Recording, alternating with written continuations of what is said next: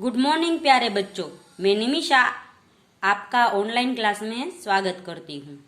यदि आपको मेरे वीडियो के नोटिफिकेशन ना मिले तो आप यूट्यूब में मेरी चैनल सर्च करके चैनल में जाके वीडियोस में मेरे सारे वीडियोस देख सकते हैं। तो बच्चों, आज के वीडियो में हम सीखेंगे हिंदी कक्षा 8 का काव्य नंबर 8। काव्य का नाम है माँ कह एक कहानी और कवि का नाम है मैथिली शरण गुप्त। जो है साकेत नाम का जो महाकाव्य है वो उसने लिखा था। इसके अतिरिक्त यशोधरा, पंचवटी, भारत भारती तथा जयद्रथ वध आदि उनकी मुख्य काव्य कृतियां है। तो बच्चों, माँ का एक कहानी इस काव्य में राहुल है जो गौतम बुद्ध का पुत्र है, वो अपनी माँ यशोधरा से है वो राजकुमार सिद्धार्थ की कहानी सुनना चाहते हैं। इस कहानी में हमें ये सीख मिलती है कि मारने वाले से बचाने वाला बड़ा होता है। इसमें सिद्धार्थ है वो एक हंस की जान बचाता है और वो कैसे बचाता है वो हमें देखना है। एक आखेटक है वो शिकार करने के लिए इस पक्षी को मारता है और पक्षी है वो आहत होकर नीचे गिरता है। तो सिद्धार्थ है वो उसे देख लेता है और अपने गोद में ले लेता है। और सिद्धार्थ जब कहता है कि इस पक्षी की जान मैंने बचाई, इस पक्षी पर मेरा अधिकार है, तो आखेटक कहता है कि मैंने इसका शिकार किया है इसलिए इस पर मेरा अधिकार है। माँ कह एक कहानी, बेटा समझ लिया क्या तूने मुझको नानी। ले बच्चा है वो कहता है कि माँ मुझे एक कहानी सुनाओ। और ये बच्चा है राहुल है जो गौतम बुद्ध का पुत्र है और उसकी माँ है जो यशोधरा है। तो वो कहता है कि मुझे एक कहानी सुनाओ। तो यशोधरा कहती मैं थोड़ी नानी हूँ तो कि मैं तुझे एक कहानी सुनाऊंगी। कहती है मुझसे यह चेटी तू मेरी नानी की बेटी। कह माँ कह लेटी ही लेटी राजा था या रानी। माँ कह एक कहानी कि तू भले ही मेरी नानी नहीं पर मेरी नानी की बेटी है। तुझे जो सोते सोते ही कहना है तो सोते सोते ही मुझे कह के कोई राजा था या रानी थी, पर मुझे एक कहानी सुना। वो जिद करता है। तू है हठी मान धन मेरे सुन उपवन में बड़े सवेरे। तात भ्रमण करते थे तेरे जहा सुर भी मनमानी। मान धन यानी कि मेरा मान रूपी धन, એટલે मेरे पुत्र तू है वो सुन, मैं अभी तुझे कहानी सुनाती हूँ। उपवन यानी बगीचे में है वो एक बहुत ही सवेरे तेरे तात यानी तेरे पिताजी भ्रमण कर रहे थे, એટલે કે घूम रहे थे। और आजू बाजू में जो सुरभि थी, सुगंध है, वो सभी फूलों की सुगंध है वो बहुत ही अच्छी थी जो मन को मोहन करने वाली थी। जहाँ सुरभि मनमानी हाँ माँ यही कहानी। बच्चे को पता चल गया कि माँ है वो कौन सी कहानी सुना रही है, इसलिए बच्चा कह रहा है कि हाँ यही कहानी मुझे सुननी है।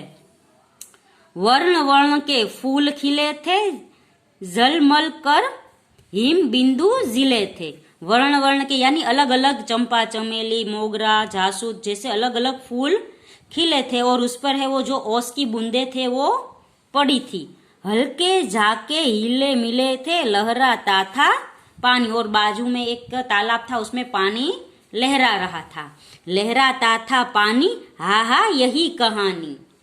राहुल कहता है हा हा मुझे यही कहानी सुननी है।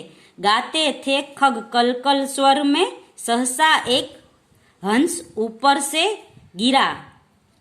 बिद्ध होकर खग शर से हुए पक्ष की हानि। तो इस तालाब में पानी के स्वर गूंज रहे थे, उसी तरफ अचानक है ऊपर से एक हंस नीचे गिरा और उस पर है वो तीर लगा हुआ था। उससे के जो पक्ष यानी पाखों में है वो तीर लगा हुआ था और वो खून से सना हुआ था। हुई पक्ष की हानि करुणा भरी कहानी। कि पक्ष की हानि यानी उसके पंख में लहू निकल गया था, उसके पंख को हानि पहुंची थी। ये बहुत करुणा भरी कहानी है। चौक उन्होंने उसे उठाया नया जन्म सा उसने पाया। तो तुम्हारे पिता है वो चौक गए और उन्हें झट जाके उसने उठा लिया।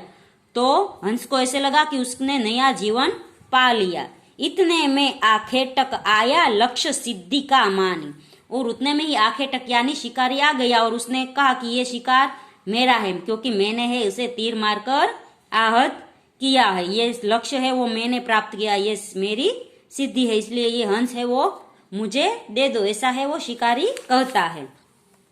लक्ष्य सिद्धि का मानी कोमल कठिन कहानी, तो के लिए लक्ष्य सिद्धि का आखेटक जब कहता है कि तो ये बहुत ही कठिन और कोमल कहानी है, क्योंकि अभी दोनों में से ये तय करना मुश्किल है कि ये हंस किसका हुआ, जो जान बचाने वाला है, जो राहुल के पिता है उसका, या ये शिकारी का।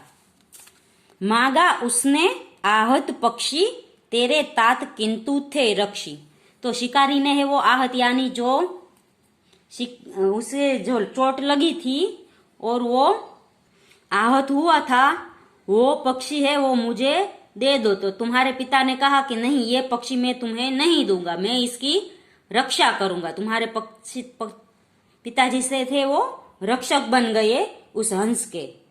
तब उसने जो था खगभक्षी हट करने की ठानी, तो वो खगभक्षी था यानी शिकारी था, उसने हट करके कहा कि नहीं, ये शिकार मेरा ही है, क्योंकि ये शिकार मैंने किया है, मैंने उस पक्षी को तीर मारा है।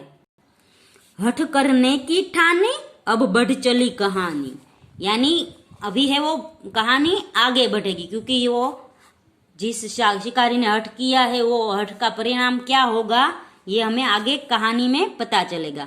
हुआ विवाद सदय निर्दय में, उभय आग्रही थे स्व विषय में। फिर विवाद हुआ यानी एक दूसरे से वार्तालाप हुआ, जो बातों की लड़ाई होती है वो हुई।